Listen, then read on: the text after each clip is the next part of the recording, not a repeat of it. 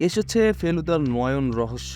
সুরিন্দর ফিল্মসের প্রযোজনায় পরিচালক সন্দীপ রায় এবার তৈরি করেছেন নয়ন রহস্য। এটা ফেলুদা প্রেমীদের অন্যতম পছন্দের গল্প। চলচ্চিত্র সমালোচকদের অনেকের ধারণা ছবিটি এ সপ্তাহে আলোচনায় থাকবে, কেননা ফেলুদার জাদু কোনোদিন কমেনি। কিংবদন্তি পরিচালক সত্যজিৎ রায়ের কলমে সৃষ্ট ফেলুদার গল্প বাঙালিরা বহুবার পড়েছেন। গল্পের শুরু থেকে শেষ পর্যন্ত ফেলুদা প্রেমীদের মুখস্থও বটে। তাও বড় পর্দায় ফেলুদা এলেই সিনে প্রেমীদের একটা বড় অংশের মনে হয় সিনেমা হল অব্দি পৌঁছাতেই হবে। এ গল্প অনেকেরই জানা, মূলত এগিয়েছে একজন বাচ্চা ছেলেকে ঘিরে। এক্সপেকটেশনাল নিউমেরিক্যাল অ্যাবিলিটি আছে যার, হঠাৎ তার উধাও হয়ে যাওয়া আর একটা খুন রহস্য তৈরি করে। তারপর ফেলুদা কিভাবে তোপসে আর জটায়ুকে নিয়ে সেই রহস্যের সমাধান করবেন, সেটাই ছবির গল্প। ছবির নয়ন চরিত্রে দেখা গেছে অভিনব বড়ুয়াকে। ছবিতে ফেলুদা ইন্দ্রনীল সেনগুপ্ত আর তোপসের চরিত্রে করেছেন আয়ুষ দাস। জটায়ুর চরিত্রে দেখা যাবে অভিজিৎ গুহকে। কলকাতার বিভিন্ন সংবাদ মাধ্যমে পরিচালক সন্দীপ রায় বলেন, অত্যাপুরী ছবিতে অভিনব একটি ছোট চরিত্র করেছিলেন, তখনই ওকে খুব পছন্দ হয়। ও বেশি বড় হয়ে গেলে তখন নয়ন খুঁজতে সমস্যা হবে, সেটা ভেবেও এই ছবিটা আগে করলাম। পরিচালক আরো বলেন,